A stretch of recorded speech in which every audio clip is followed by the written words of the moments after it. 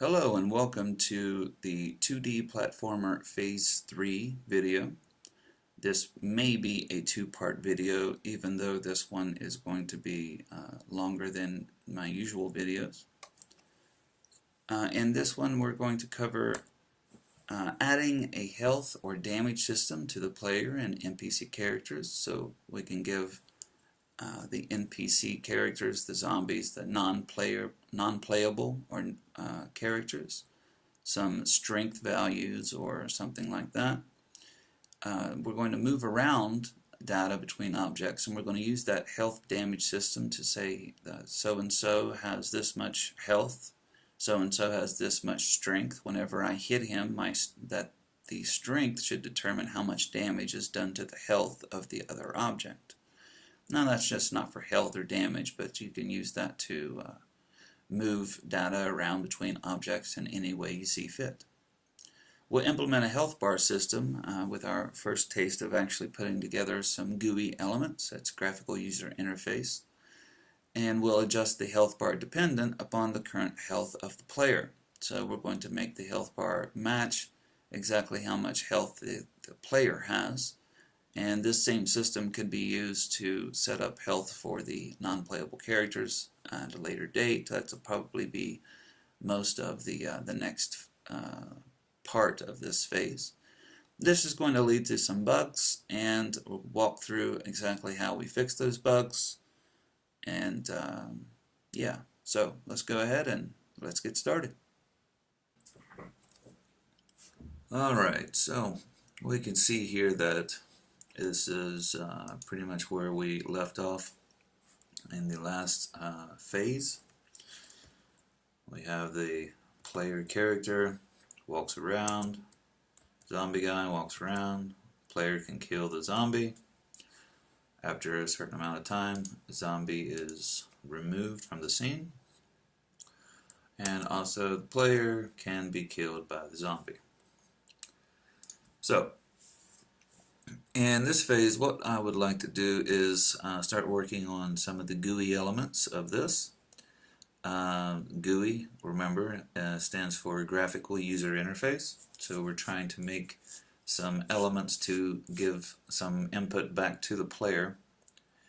Examples for this would be a timer, which we're going to incorporate into this, and a health bar for the player, and possibly a health bar for any NPCs, non-player characters, that the player character would attack or hit.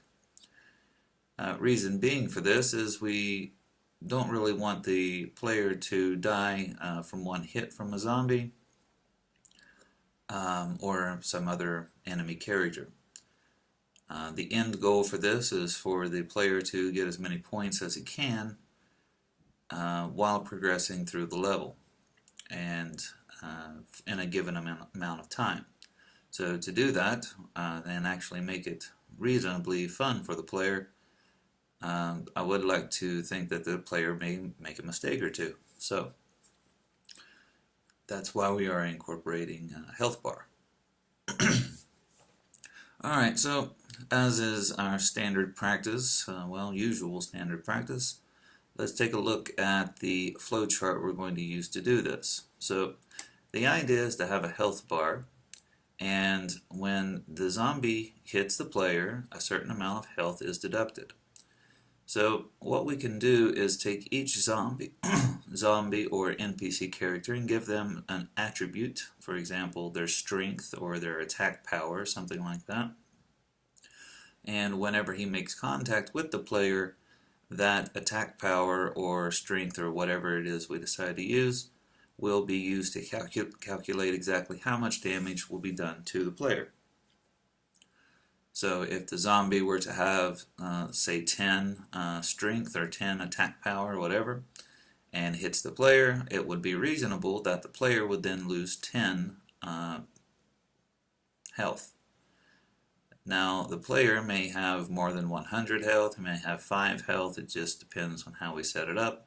Maybe later on we can add more levels, and the player can actually choose to get levels or whatever, and get more health for the stages or levels that follow.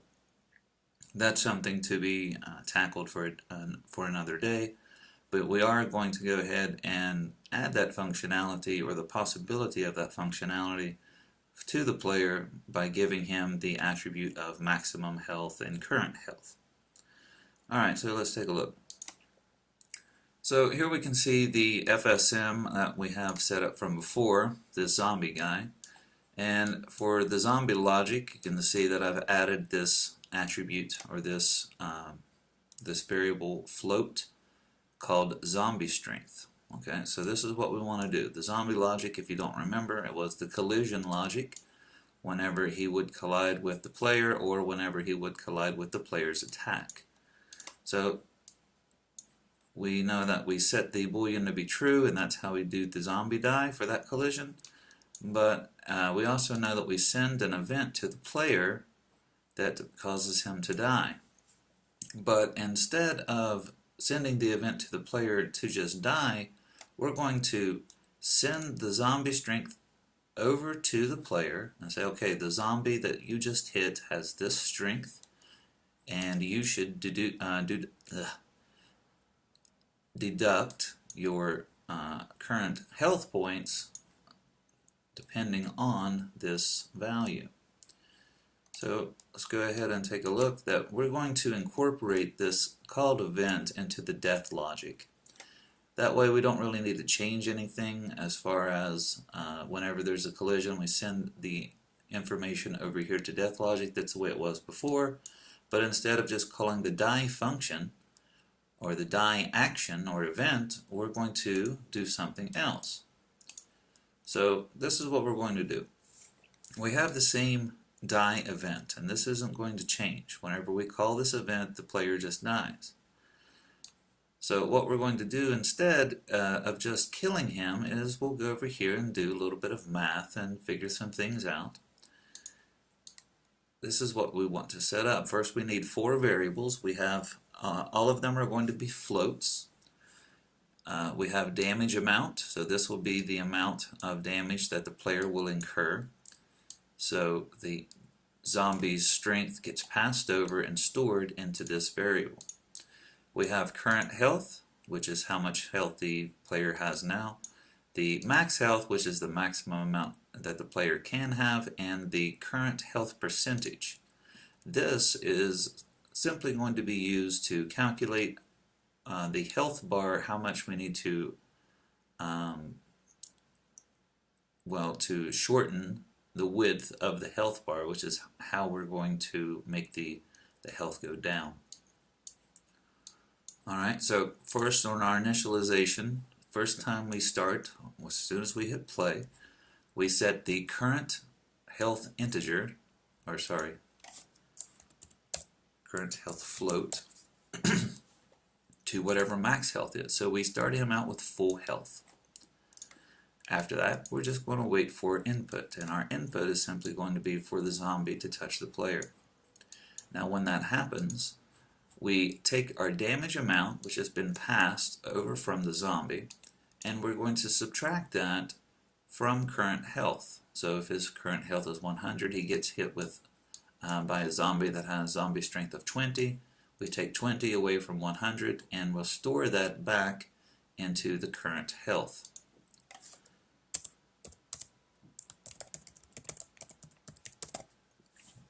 Alright, so once we do that, then we can take the current health and divide that by the max health, and we can see what percentage of health he has. Okay, so this is our key for going over to our health bar. Alright, so before we get that far, let's go down to the next one. So we're going to send that event, or we're going to send an event to the health bar. And depending on what the current health percentage is, we're just going to send that information over to the health bar. So we send this number, and then we call an event. Okay? And after that, we do a check. And what we're checking is, we say if the current health float is less than or equal to 0, then we call the die event that we set up previously. So if his health is 0 or less than 0, then we kill him. Okay? If that's not true, if the current health float is not equal to 0, we loop back around to the listener in case we get hit again by the zombie. Okay? Now, as far as this one goes, we're sending an event to the health bar, and we're going to change the width of the health bar, or a piece of the health bar, depending on the percentage of health that the player currently has. So, inside of the health bar, I'm going to create a logic FSM. It's just going to be called logic. And when I initialize it, the first thing it needs to do is it looks at the health bar and gets the current width. Now, this is only going to work if from the start we set the current health full. So the health bar will be completely full, and then that way we can get the width of it. And so, okay, whenever it's completely full, it's this wide. Okay, so we use a get property, and this will be a new action or a new function, and we're going to get the width and store it inside of a variable called bar max width. We can see here we're going to use 3 variables, all of them floats. Okay, and the reason that we're doing floats instead of integers for the health and the max health and all of this is because whenever we get the width for the bar, it's going to be a float, and we can't do math. We can't do math from float to integer. Now you can in code; it's a lot easier, and we can do it here too, but it's going to make it more complicated and more difficult to understand, especially for beginners. Okay, so we're not going to do it. We're just going to make everything floats, and that way it'll be more easy to understand. All right, so we initialize our current bar width to whatever the bar max width is. So first we use get property, get the width, and store it in the max width, because we're going to use this in a calculation later. Then we take the current width, which is going to be another variable, this one, and we set it equal to whatever we got up here. So say that this is 2. The max width is 2. Well, we're going to go ahead and set the current width to 2 because he's going to start out with full health. So then we listen. We would listen for this event to be sent. Okay. Now when that happens, we're going to first do some math, and the math is pretty simple. Remember that the current health percentage, which is going to be the current health divided by the max health, this will give us his current health percentage. This is getting sent over here into this variable. Okay? So then what we do is we take the bar current width, multiply it by the change amount float. So we're going to take the percentage, multiply the current width by it, and then we can see how much health the guy has lost as a percentage in the bar. So we store that back into bar current width, and then we're going to update the bar, and we're going to use another new action called set property. So up here we have get property, and here we have set property. Now these are very useful functions. You can use them to essentially grab just about any parameter from any kind of component and change it. The get property and set property actions require that you drag in a component, and then you can select exactly which property of that component you're trying to change or to just get and to store inside of a variable. Okay, so this is what we're doing. Alright, so we're going to use the same thing here. We're going to use the zombie. We're going to make a new variable. All of these will be floats. We're going to do the same thing over here, but instead of just calling die, we're going to call a different action that's going to do all of this. And we're also going to send this information over to the player as well. The player will do calculations based on that information, and then it will send some information over to the health bar, depending on its calculations. Okay? Alright, so let's start here. First, let's make a new variable for the zombie called zombie strength, and let's change the event that we're going to call whenever there's some kind of collision with the player. Okay? Alright. So I'll go back over here, and the first thing I want to do is, some of this isn't going to work if I have these as prefabs. For right now, and later on I'll make them prefabs again after I make some changes, but that probably won't. Right now we're just worried about one stage. We're not worried about multiple stages, so we don't really need prefabs per se. Not really.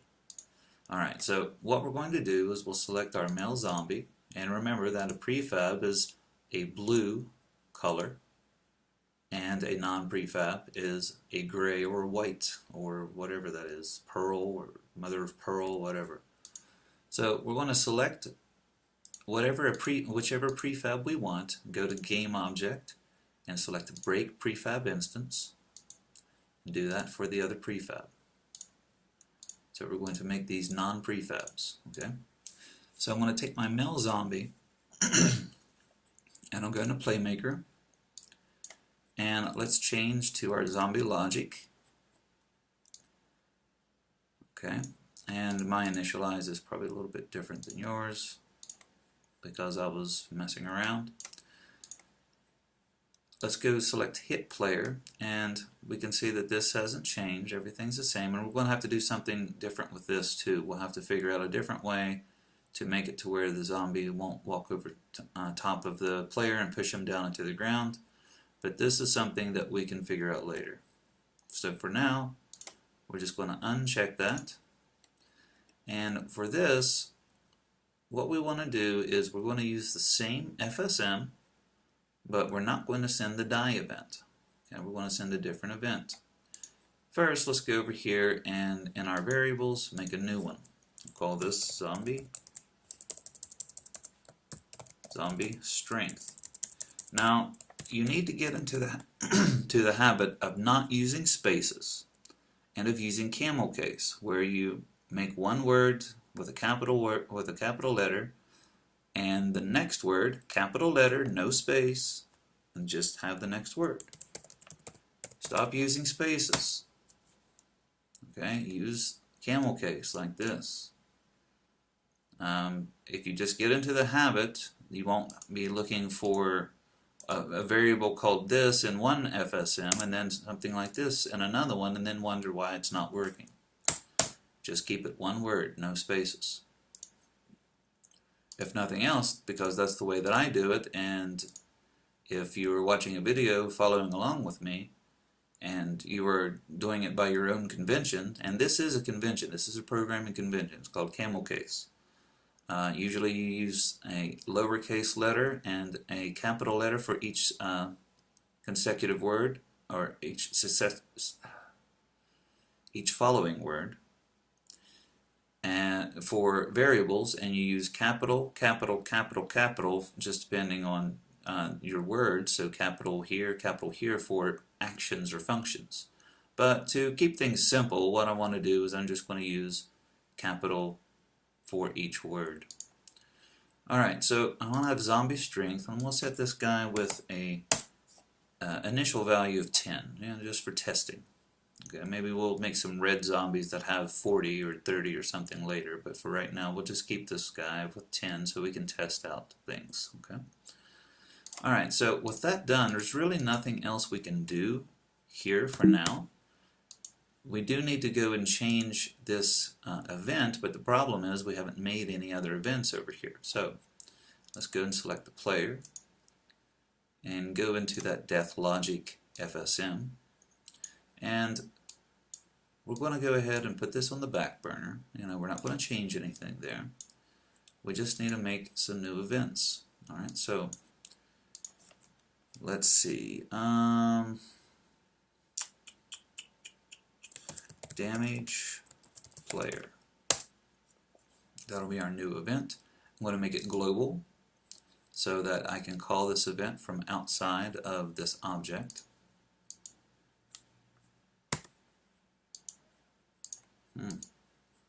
Being weird.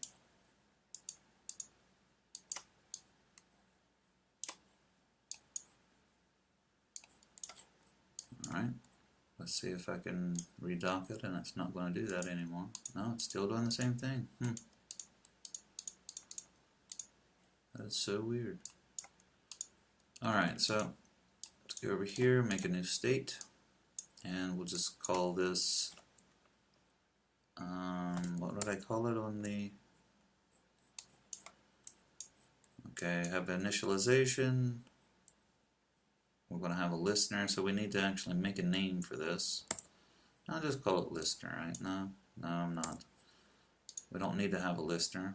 The listeners are already going to be here. It's going to be here. We don't need that. So let me just add the event, and the first state for this is going to be damage math. Alright, so we'll call this state damage math. And does the math calculation for the player and health bar. Now, for the purpose of speed, I'm not going to add any more descriptions. That's not to say that you, as my students, are not expected to do that. We've already talked about this. You need to add the descriptions and descriptive titles and descriptive names. But I'm not going to take more time than necessary for this video. It's going to be long enough the way it is. Alright, so our damage math, we'll add another state. And next one is update health.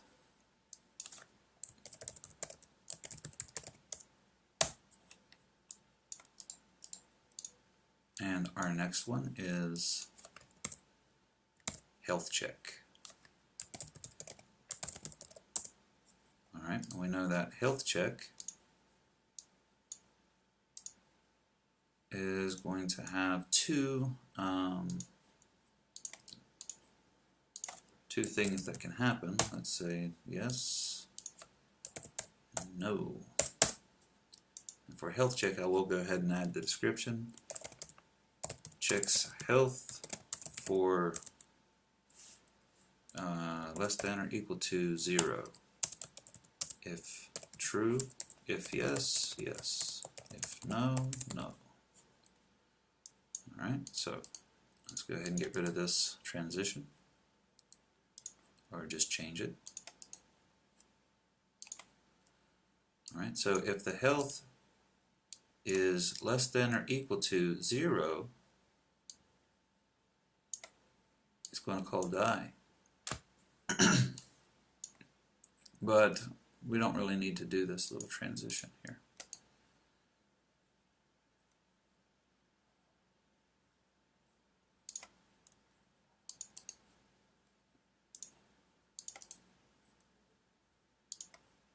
Alright, we're going to do something different here. But for no, we do need it to go back over to the listener. Alright, let me go ahead and expand this. Actually, you know what? I probably want to go ahead and make that even larger. So let's go over here and switch to this. Alright. There, that should be easier to see. Alright. So for our update health, we can just use the finished event on that. We don't need anything special there. Our damage math, likewise, we can just use finished. Okay, and we're set up here. Everything's good to go. So let's go back over to our zombie guy. And now whenever we do the hit player, we're not going to call die, we're going to call damage player. Alright, so we also need to not only send the event, but we need to actually send the value of this variable here too. Okay, so back over in our player, we're going to need to make those variables to hold that information. Okay, yeah, get rid of that. We don't need that. Alright, so let's go over here and look at our player. This is the health bar. So we need to have damage amount, current health percentage, and max health. All of them are floats, so that should go by pretty quickly. So we'll make sure our variable type is set to float, damage health, max health,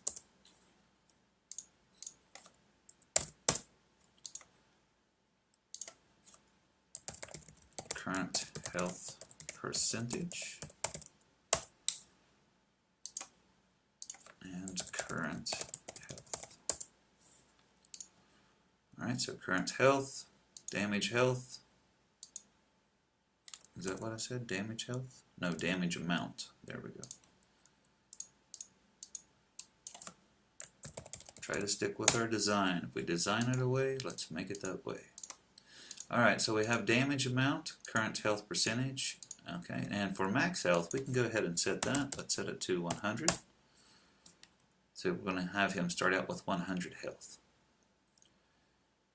Alright, so go back over to our zombie and let's go ahead and finish him off before we go any further.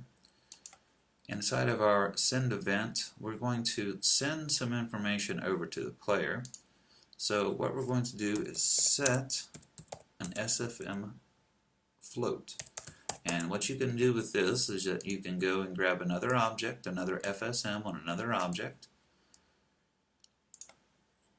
and then set the value of that FSM variable to whatever.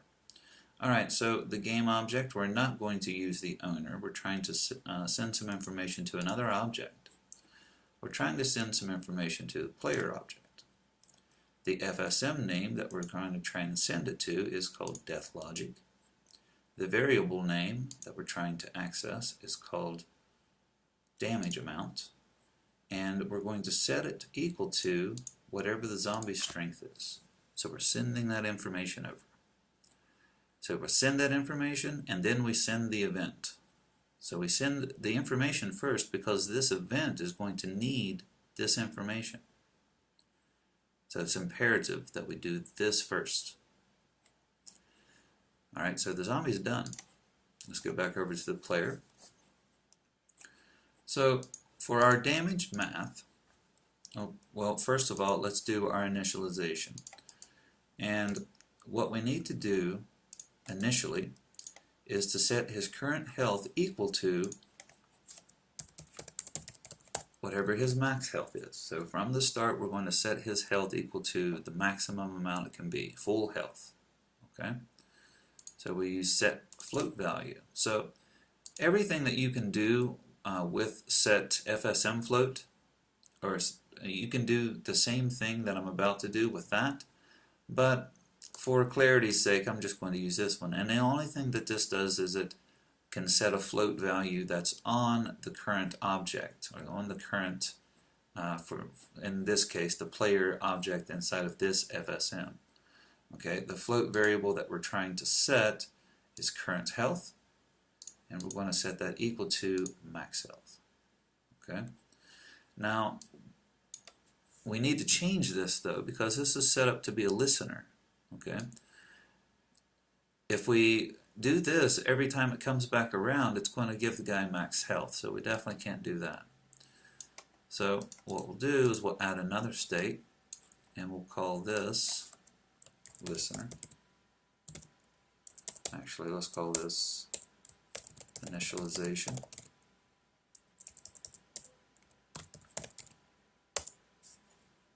Alright, and we'll set this to be our start state.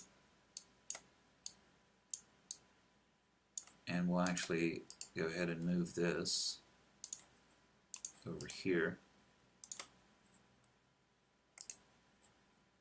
and make a transition,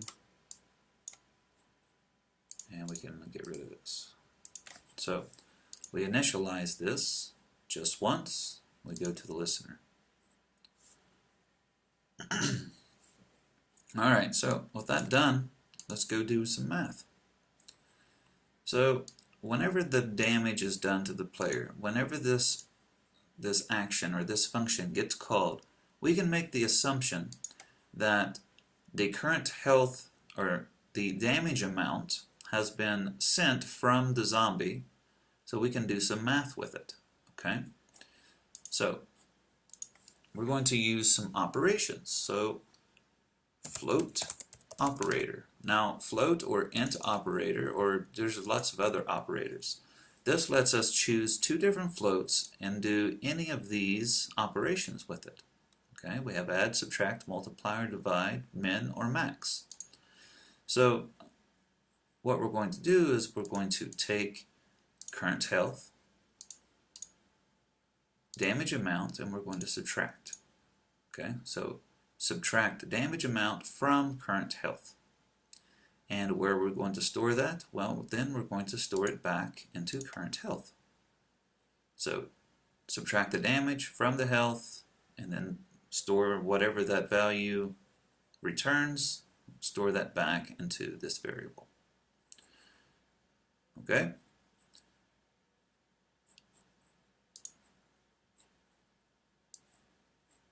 Alright, so we're going to add another float operator, and we'll move this one down.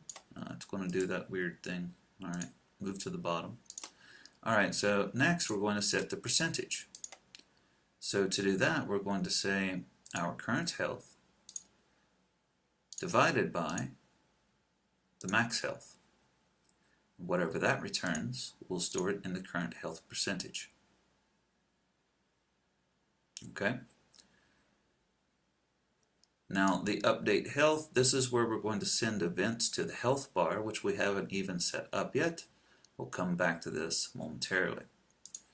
Let's go ahead and go down to the health check. We can go ahead and fill that in. And for this, we're going to use float compare. This compares the value of two floats. Depending on if it's equal, less than, or greater than, we can do multiple events. So we're going to compare our current health, and the float we're going to compare it to is 0. If our current health is equal to 0, then we can assume that we can go ahead and kill the player, so we'll send the die event over to here. If for some reason it's less than, and it will happen if you have 10 health and you hit a zombie that has 20 strength, it's going to go down to -10. Now, you should probably fix that, but for the purposes of this, and we probably will have to go back and, you know what? Yeah, we are going to have to fix that, because that's going to cause problems when I do the width. Alright. Well, let's see.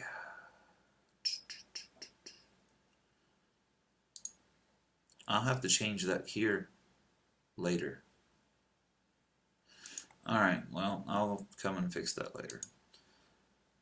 We'll do that in the bug finding section. Alright, so if it's less than, we'll go ahead and set it to be die for now. Now if it's greater than, we're going to go with no. So if the current health is 0 or less than 0, we call die. If it's not, we loop it back around to the listener. And that's it. Now we do have to come back with this section, but again, we haven't set up the health bar yet, so we can't send any information to it. Okay? Alright, so before we go any further, we probably need to make a health bar. Okay? Let me set this to be an aspect of 1610. I advise you to do the same, and this is on your game view. And what we're going to do is we're going to set up the health bar to be in the upper right hand corner. Later we'll set a timer to be probably in the, I don't know. I don't know if I want to put where I'm going to put all this stuff. The health bar is going to be rather large. I'll probably put it over here. Yeah, I'll go ahead and put it there for now. When we make the timer, I'll probably put it over here, but I'm also going to need room for a score as well. And these are things that I'll try to fit in as we go. But for now, let's just worry about the health bar, which we're going to place here. If you have not done so already, you need to import the assets for the health bar.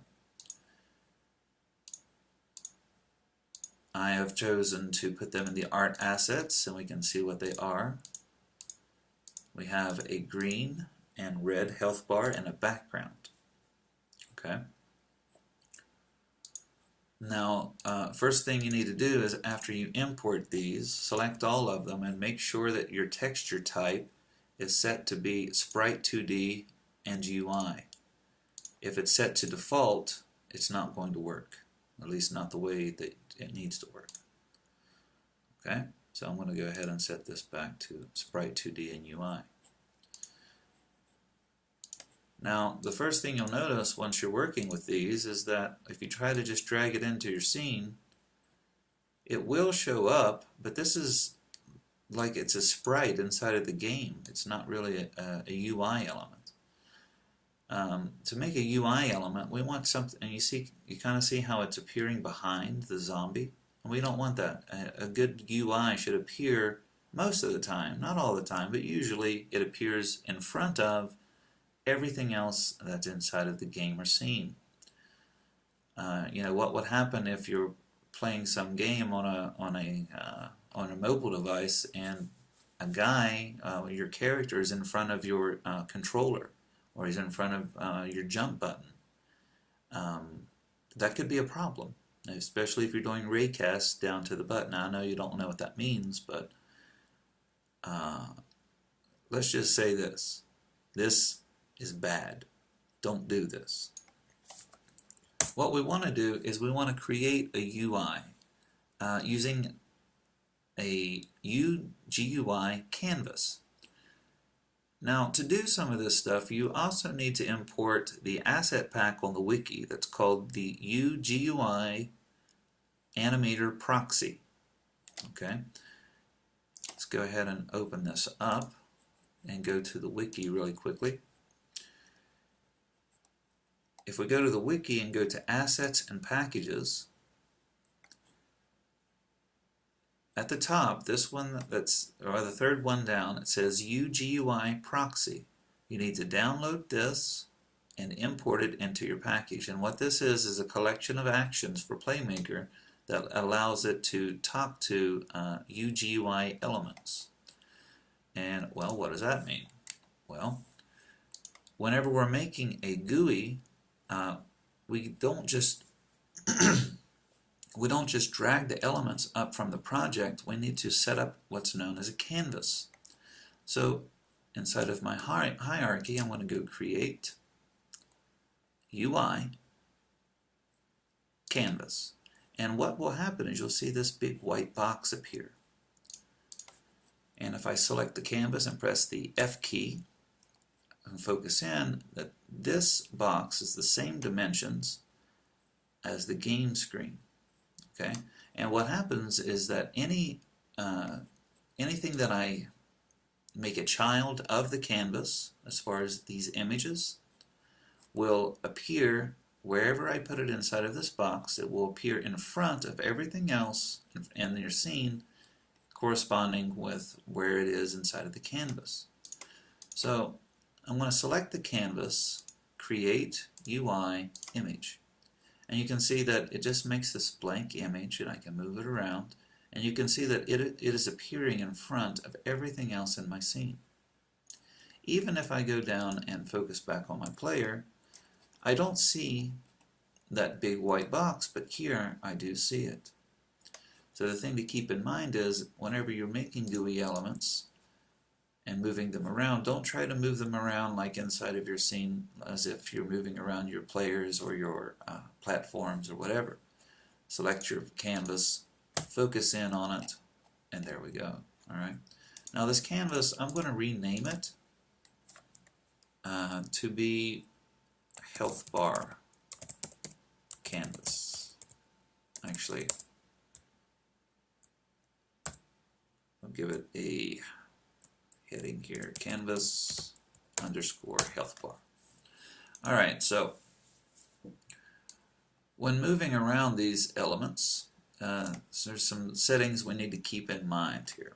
First one is this, the anchors. Now the anchors, there are a couple different settings, and you can see here it says hold down Shift to also set the pivot, hold down Alt to also set the position. So if I hold down Alt and select these, you can see that it snaps to the different corners. If I just select them, it's going to anchor it to that part. So, and this has to do whenever whenever you resize your screen or you have multiple devices that you export to. Okay.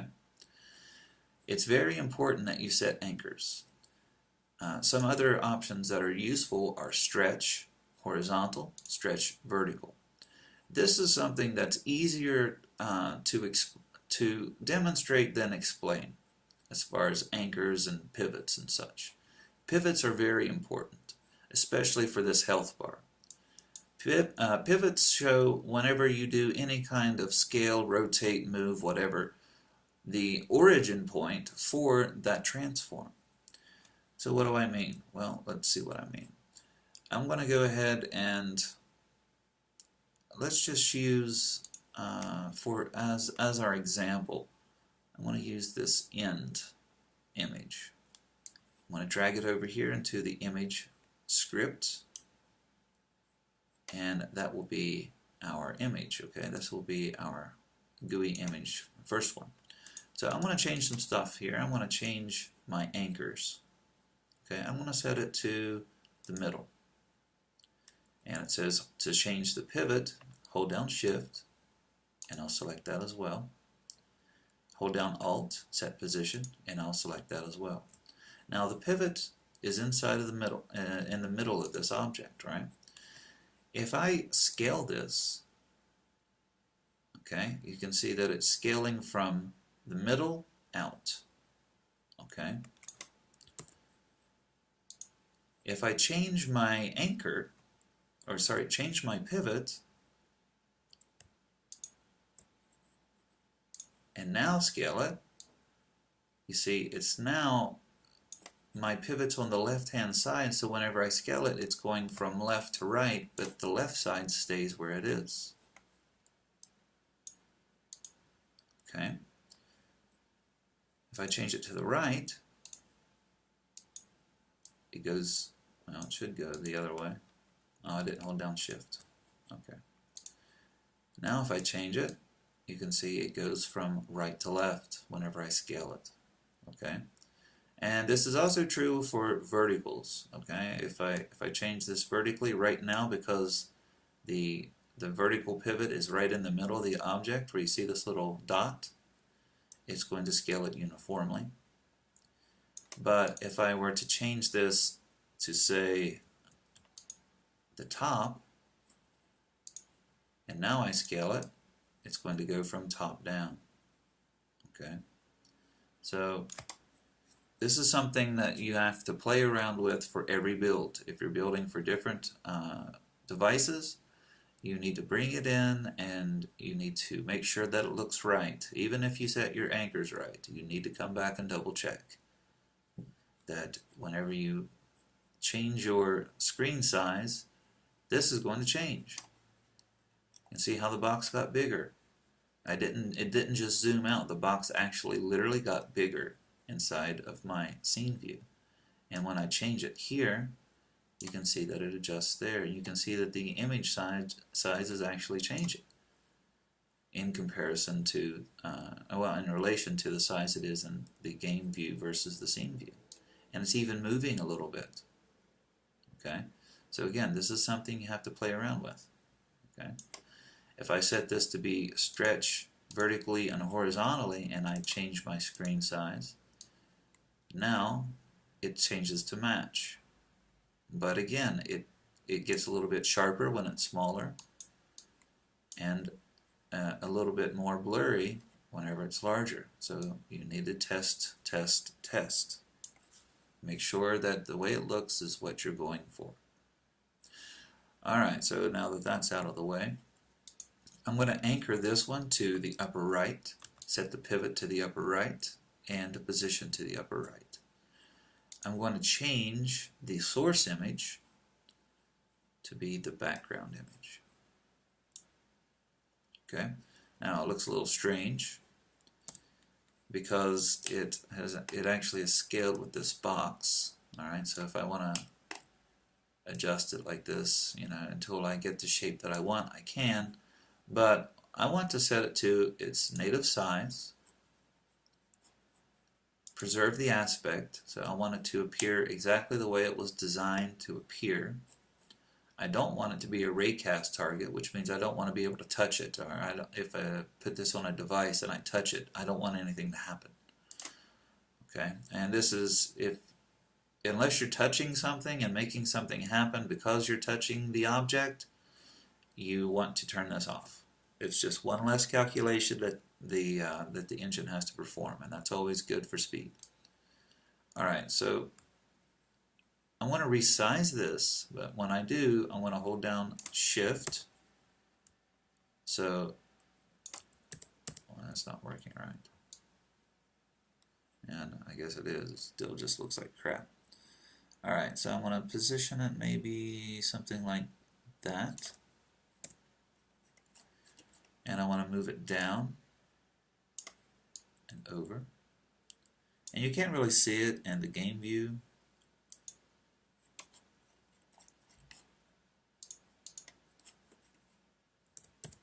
But once I put the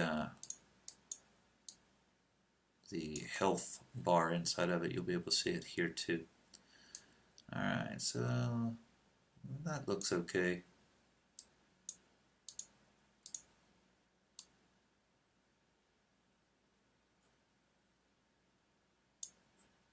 Something like that would be okay. Let's see how it looks when I resize it. Staying in place, about the same size. It is squashing a little bit, but for the purposes of this, that should be fine. I do want to make it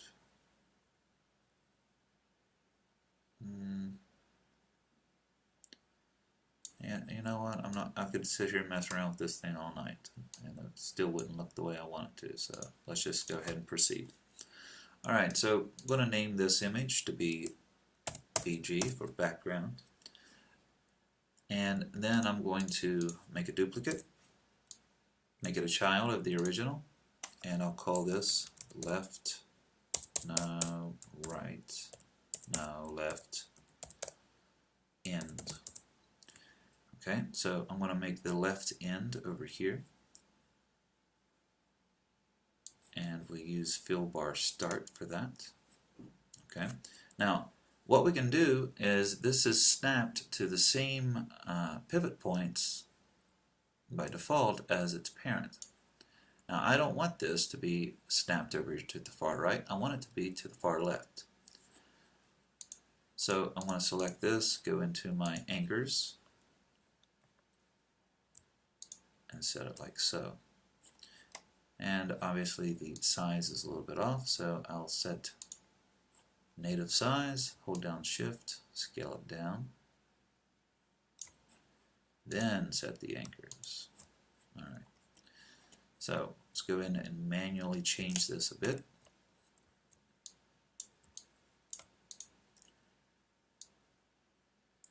Hold down Shift to make sure it stays the correct shape.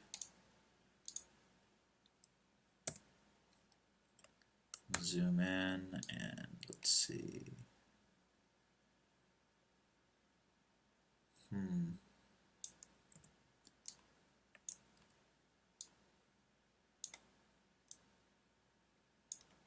Alright, that looks okay. We'll go with that. Alright, rinse and repeat. We'll go ahead and duplicate this. We'll call this one right end.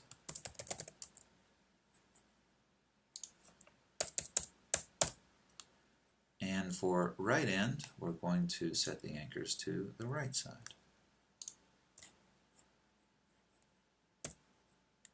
And we're going to set the image to be the end. Okay. And let's go ahead and position it.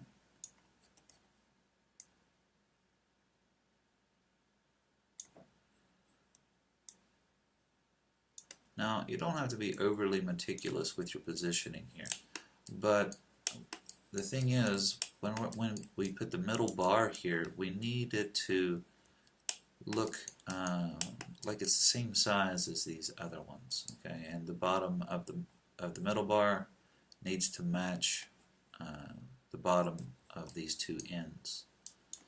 So we're not really going to get them positioned correctly until we put the middle bar in. All right. So let's go ahead and do that. I'll call this middle.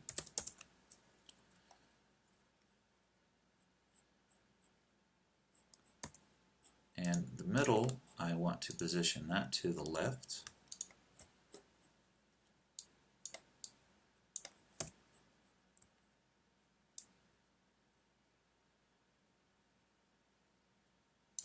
Okay, I don't know why I'm doing that for. Alright, so I need to take my middle and throw it over there. Okay. Now we want to make sure that when we change the scale here that it's going from left to right. Okay. And if it's not, then that means you need to set your anchor, your position, and your pivot all to the left. You don't really need to set the position, you're going to move it anyway, but it will save you a couple seconds of moving stuff around time. Alright, so you can see that it's a little bit off. At least it looks a little bit off to me. Just a little bit.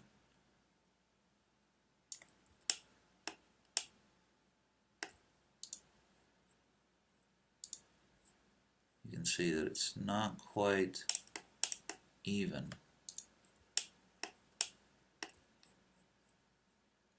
So let's see, let's set our scale to 1.15. Okay, that's way too much. 06,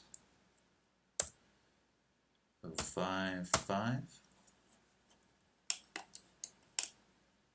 That's too much too. And let's see, move it down. Yeah, that's still too much. Maybe it was just my imagination. Maybe I'm just crazy. Alright, so that looks perfect. Yeah, that's perfect. So for mine it was 1.051, and yours probably won't be the same. If you go and use your scale tool, it's going to be too much. You're not going to get it to line up.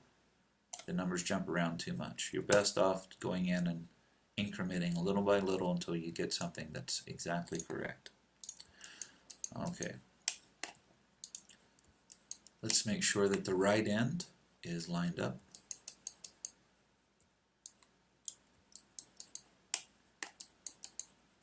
So I'll set my scale X all the way up until it matches over here. And then we can select the right end and use the focus key, and let's see what we got. It's a little bit off here, it seems to be to me. So I think I can just do the same number there.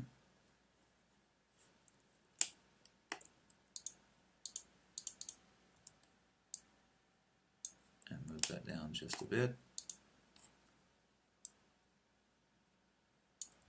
And now it looks like it's too much.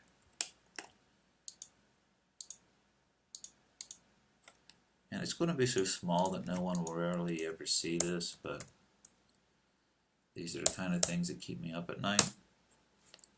So I like to just go ahead and do it the right way.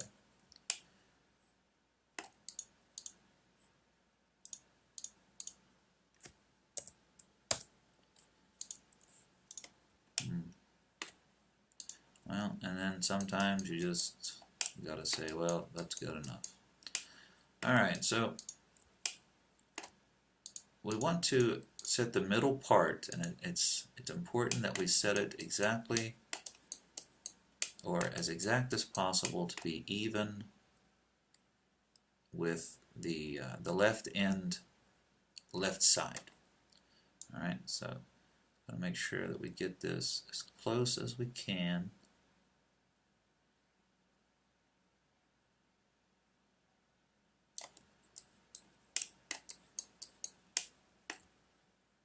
Alright, so let's do it by increments.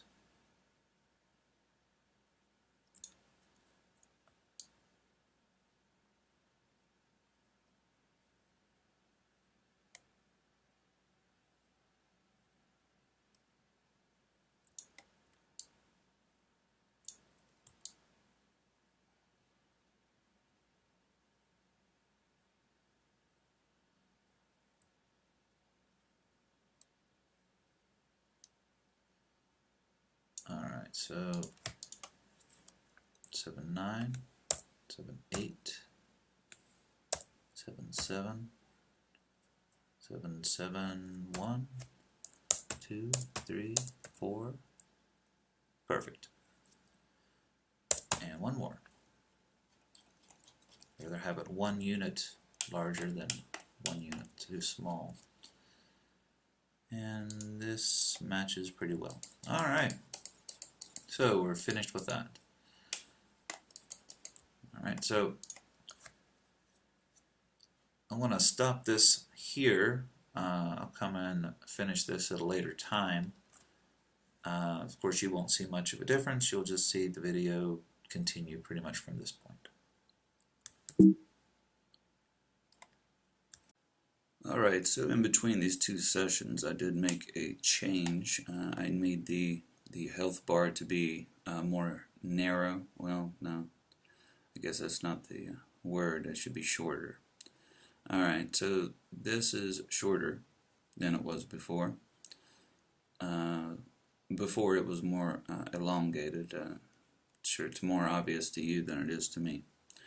Alright, so we have our health bar set up now. So going back to our diagram, let's see what we need to do with it. So we need to set up an FSM called logic. We're going to set up all these variables and set up our whatever we're going to name this this event, probably just health change or something like that. Then we can come back and do the update health state inside of the player guy. Alright, so let's go ahead and set that up. So I'm going to select the background image object. I'm going to Playmaker and add an FSM to it. My first state, I'll call it initialization. Make another state, call it listener.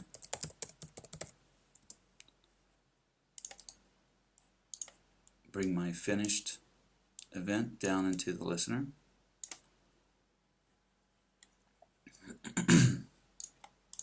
My event, let's just call this update health bar.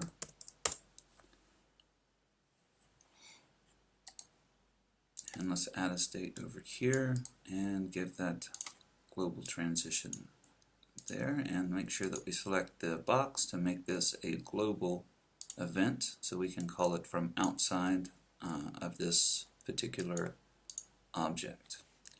So let's look at our diagram. We have initialization, we have listener, and then we need to do update math and update bar. Alright, so this will be update math. Sorry, I've seen something lodged in my throat. Alright.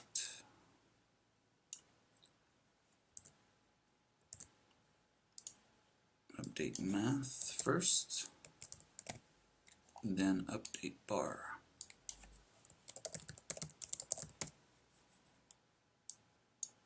And let's make sure that we give this a proper name. Alright, so we have our states set up. So in our initialization, we want to get the width using getProperty and store that in bar max width. So we still need to set up those variables. Bar max width, bar current width, and what did I call the other one? Change amount float.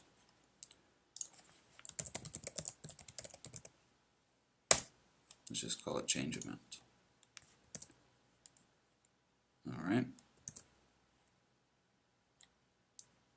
Alright, looks good. So before we go and change anything here, let's go ahead and finish what we were working on before with the zombie.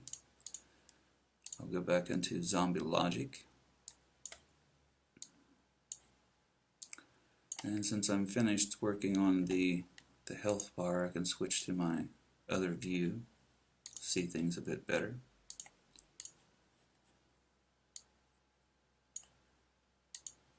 Oh, that's right, so we need to go into the player. My bad.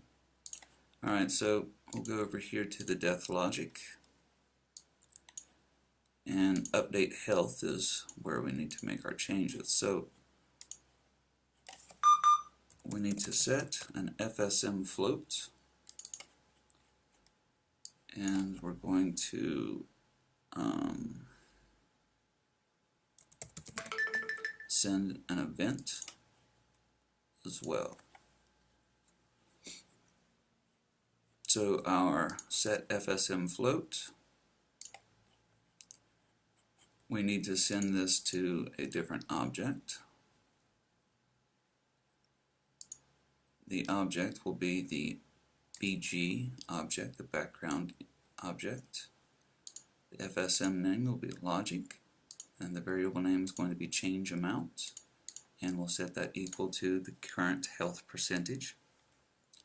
Then we're going to send an event, same deal.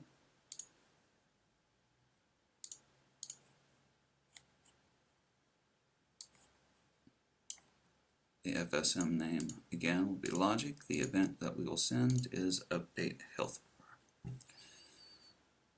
Okay. And let's go ahead and go to the background now. So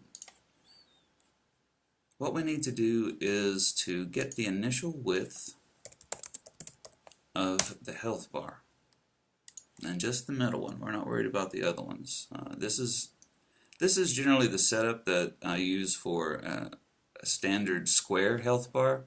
With the little beveled ends, it's going to look a little bit different. It's not really going to look accurate. There's a different way that you would want it to, or different math that you'd want to do to get it to look completely accurate.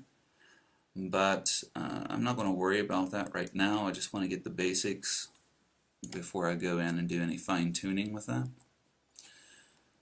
I do need to have the right end and the left end disappear at different intervals here, but as far as getting them to match up with the current health representation of the character, I'm not going to worry about that right yet.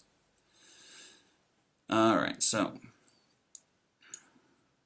I'm going to get property. Well, what property? Well, I'm going to look at the middle, and what I want to get is the scale of the rec transform. Okay? Now, the problem here is that whenever I select a different object, it's not going to let me really grab this rec transform and drag it over to the other object. So what you need to do is you need to lock the inspector window. So I want to select the middle piece for the health bar. I want to lock it so that now when I switch back to the background, this inspector window is still concentrating on the middle object. Alright, so the get property, I'm going to drag my rec transform here. The property that I want to get is local scale in the X. And I'm going to store that in the max width. Okay.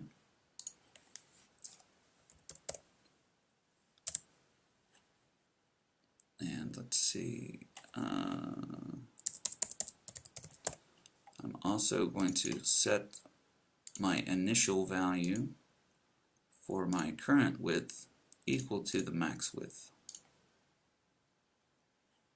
Alright, so I get the maximum and then I store that same amount in the current width. Okay. Listener just sits here. So my math, I'm going to do a float operator, and we're going to take the bar current width and the change amount and multiply it, because we're assuming that whenever this action gets called, this event gets called, that we have already sent the change amount information over. So we know the percentage. This is the percentage for the bar, the width, okay, or for the health. So we can take that same number, multiply it by the current bar width, store that back into the current width, and then we're going to set property.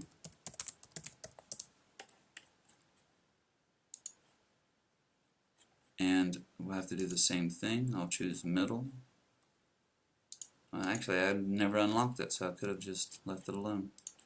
Alright, so same thing, the rect transform, the local scale, x, and the value that I'm going to set it equal to is the current bar width.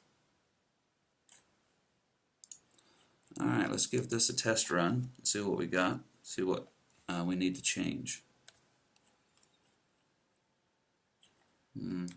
Let's go ahead and switch back to my other view.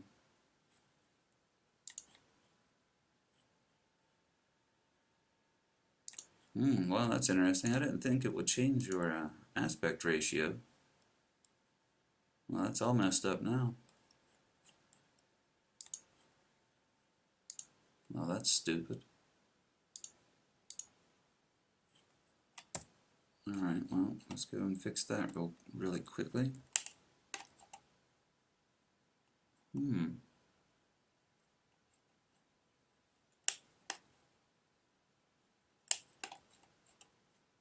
Very strange.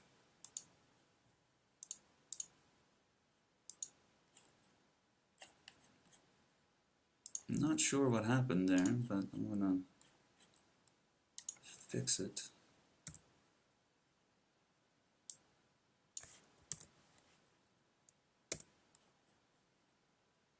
I must have accidentally moved the scale or something.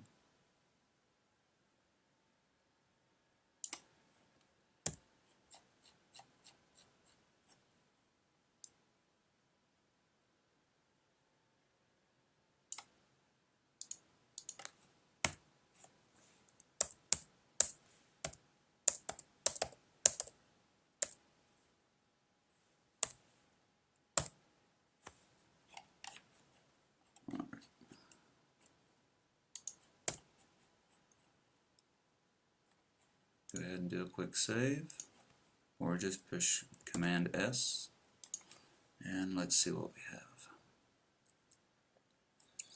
Alright, so there's nothing initially changed. Go over here and hit the zombie, and we see health reduction. Second health, or second one, not so much. So let's see what's going on here. It's not causing him to hit anything. Did I reset the zombie? No, he's still a collider. He's not a trigger. Unlock. Let's see.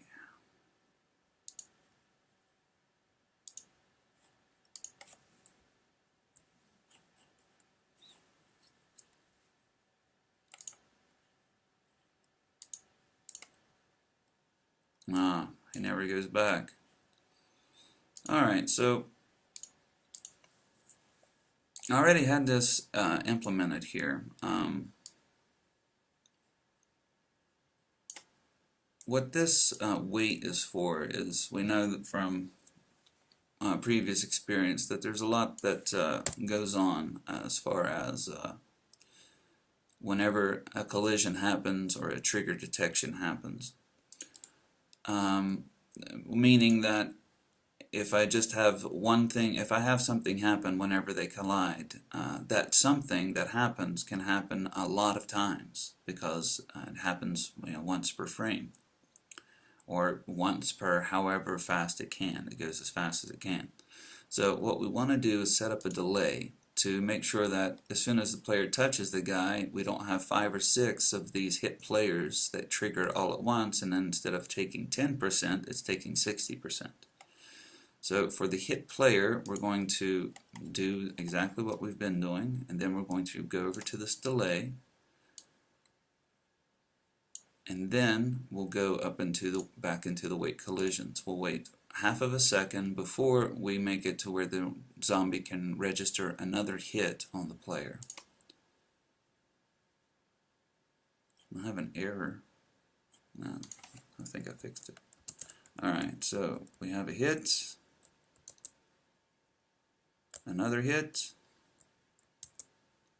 another hit, another hit, another hit, again. Now it should be around 0 now, and finally he dies. So there is some work we need to do as far as the logic goes for death. What's our error?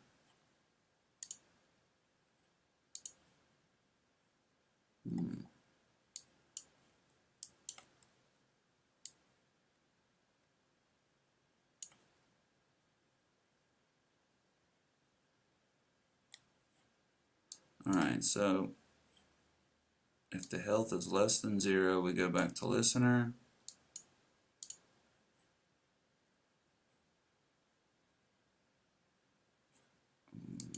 Oh, okay, I got you. We don't need this.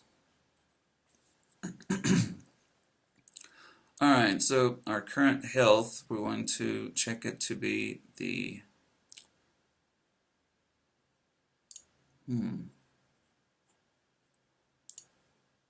let's see what happens here. Alright, so first hit, check our variables. Our damage amount for the zombie was 10. Max health is 100. Current health is 90. Alright, another hit. Now it's 80, 70, 60, 50, 40, 30. Yeah, this is not right. This is way off. This is saying that this is 30% health, so the math is wrong. It's 30% of the width. And let's check our background. Current width is 0.373737.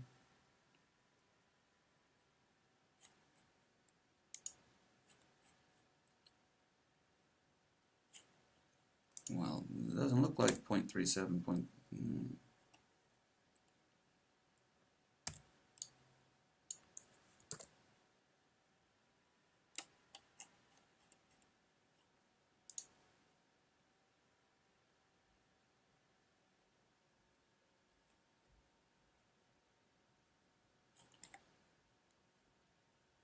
Something's not adding up, and I don't know why. Alright, I'm going to pause this for a moment. Alright, I think I figured it out. What I was doing is I was setting the operator for the bar current width, and I was dividing that, so every time it would shrink, it was actually changing according to the new width. Now I don't want to do that. What I want to do is find a percentage of the maximum width. Alright, I want to find the percentage of the entire width and then apply that to the current bar width. Okay. I also added this finished transition, but it doesn't do anything. It doesn't really even matter. It just looks more organized. So let's go ahead and test this out. Okay, 10, so that's right. 20, that's right. 30, 40, 50. Okay, so now it looks right. So at 50%, he has about half of his health. Okay. Alright, so let's go ahead and finish this off. We need to hide the left end and the right end depending on the current health.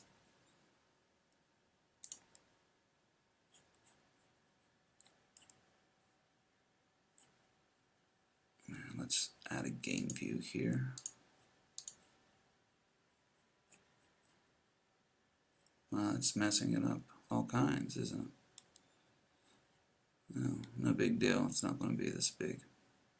It kind of is a big deal, but we just have to go and set our anchors for the other pieces here to stretch and skew as well. Well, that's a problem for another day, or another 5 minutes from now.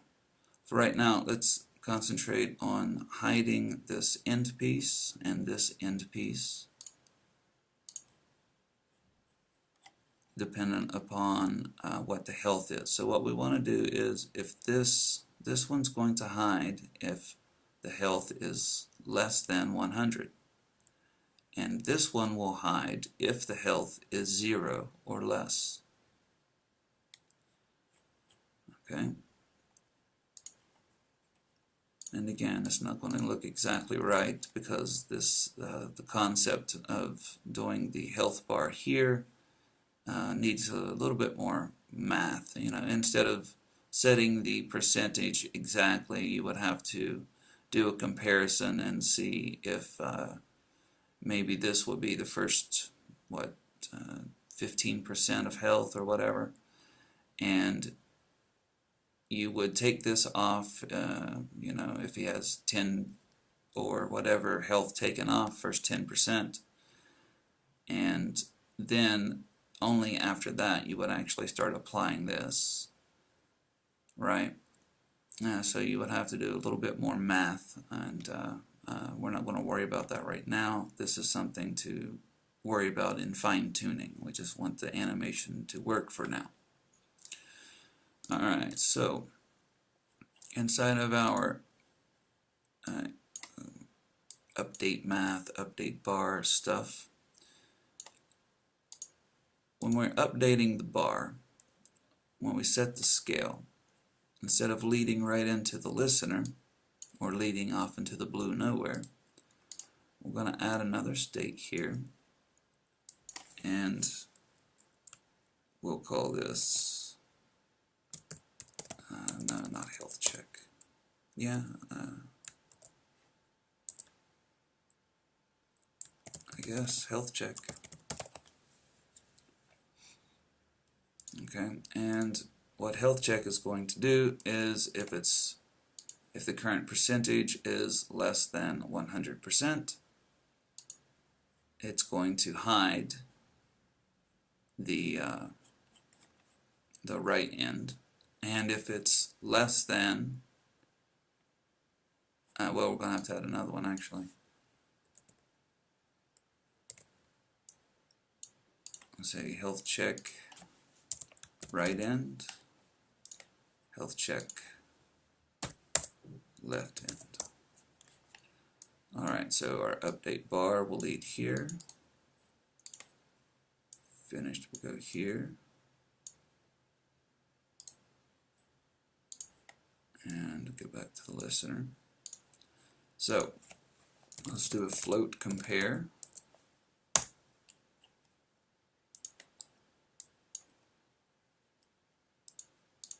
And keep in mind that this is a percentage, so what we're actually going to be comparing this to is not 100. We're going to be comparing this with 1. So if it's less than 100%, okay, we're going to lead over here. Alright, so if it's, let's say, equal, not equal,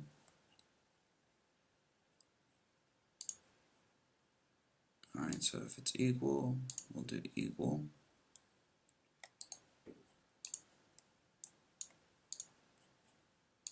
Get rid of finished. And we'll add not equal.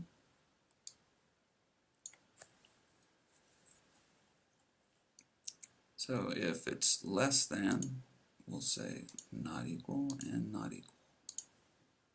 Actually, greater than, well, shouldn't ever happen, but it may. Who knows? When we add health potions and stuff later, if that's something we decide to do. Alright, so what we're going to do here is make some logic that happens.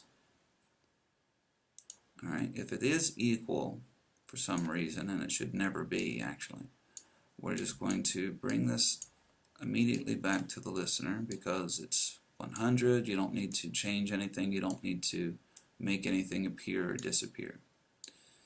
But if it's not equal, we're going to use set property of the right end, okay, and we'll choose pretty sure that we can just do this and then choose I guess not. Well, let's see. Canvas renderer.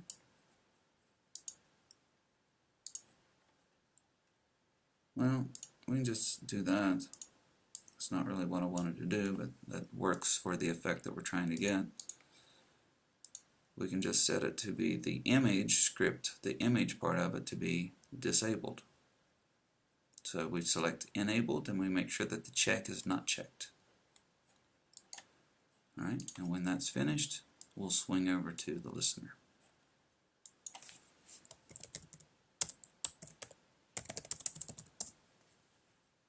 Alright, so add another state.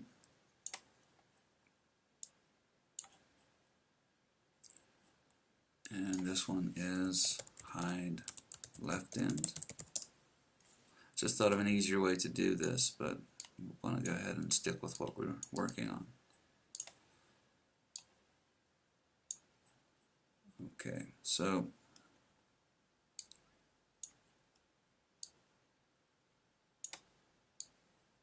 actually I need to progress through my chain there, so there we go. So we'll add the same transitions here, equal and not equal, get rid of finished. So on this one, let's go ahead and copy this.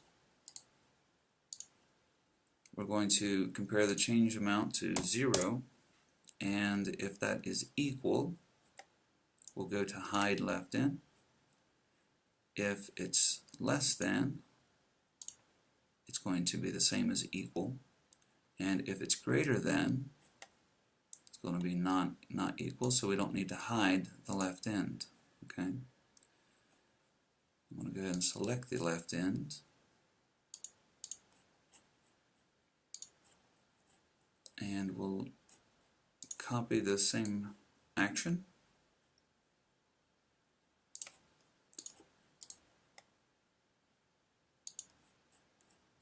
and drag that image over here, and we'll set enable to be false. Alright, should work. And double check.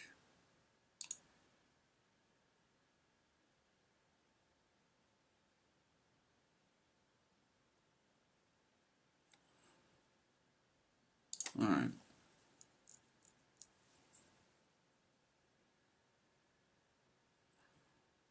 No, wait a minute. It will never actually get to this one.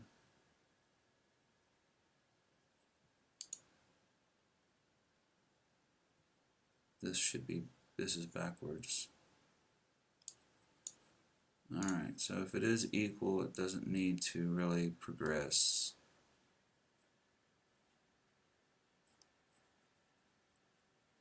It does need to go here, but then this needs to go here. So even if the right end, I don't want to skip this second stage, this second part.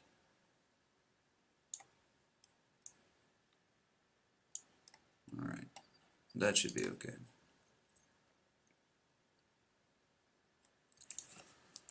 Alright, so first touch, and the right end is hidden, and of course now I'm dead. That was smooth. Alright, so hit him,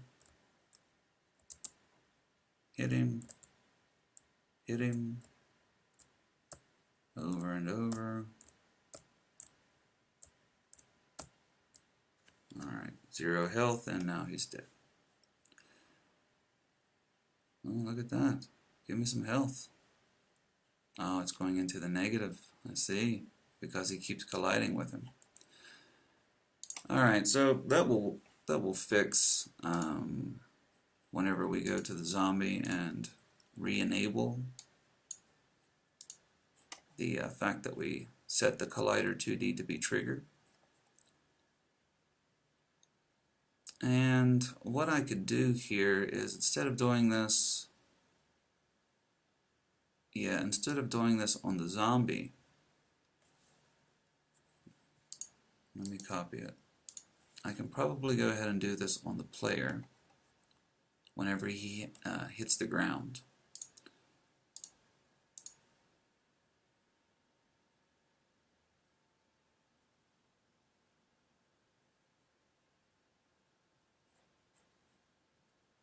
Alright, so let's say the death logic for die, and at this point he should be dead. So we'll set this to be true on the player. And before I go any further, let me go ahead and just set this health,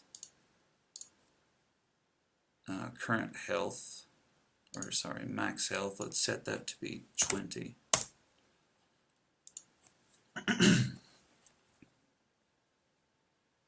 Alright, so have our collision, should be down to half health. We didn't turn the gravity off? I thought I turned the gravity off.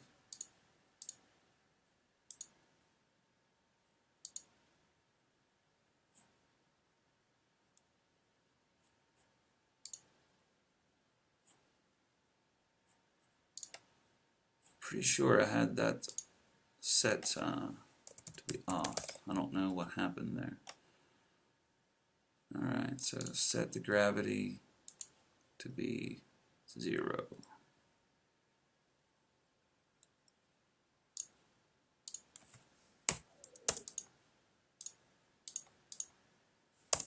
Alright.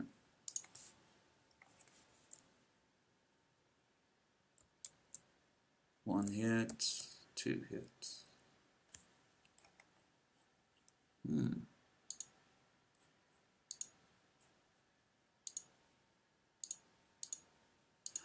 I know what the problem is. I have this set up to where this is a version that I didn't actually fix that in. I did it a different way. Yeah, the whole collision thing isn't implemented in this version.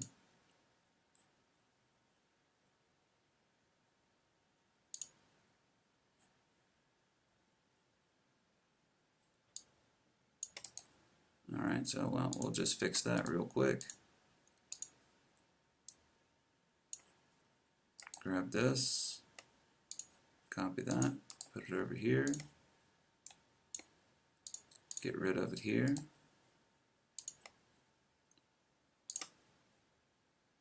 And we'll copy this as well. You probably won't have to do this in your version because if you've been following along in class, you already have this set up to when he hits the ground, that's when he turns gravity off, and that's when he sets the trigger to be false, or true, actually. So let's see. Collision event. And we're going to look for the ground. And we'll call the event next. Get rid of finished.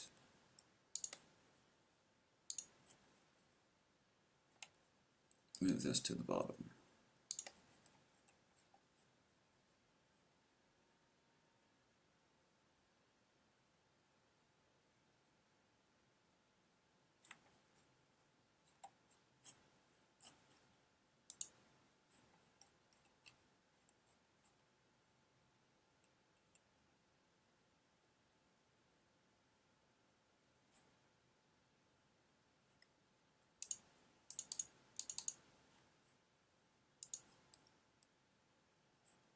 Why don't I have a rigid body on the player?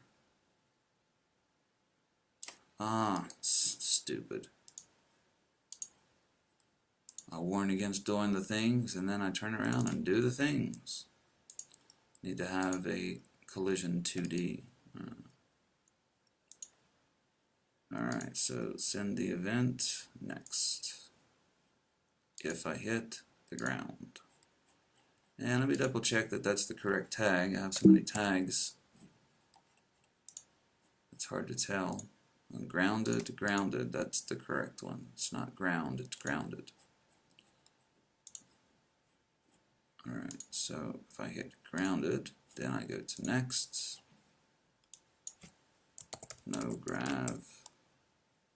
Alright, let's give this a try.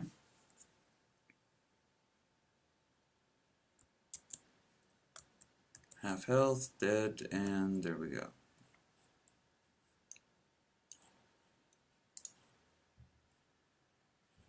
Alright, that should go ahead and wrap up this phase, at least this part of this phase. We also want to have a health bar on the zombie. We're going to add a timer and a score GUI element, and we also need to add some kind of screen that shows victory, defeat, whatever, and we need to have a main menu. But other than that, we're well on our way. And some extra visual effects for when we hit the zombie, and maybe some things to throw in later. These will be bonus as far as the course goes, but I'm still going to do the videos on them. But for the purposes of this current phase, that is the end of this. So I hope you learned something, and I'll see you in class.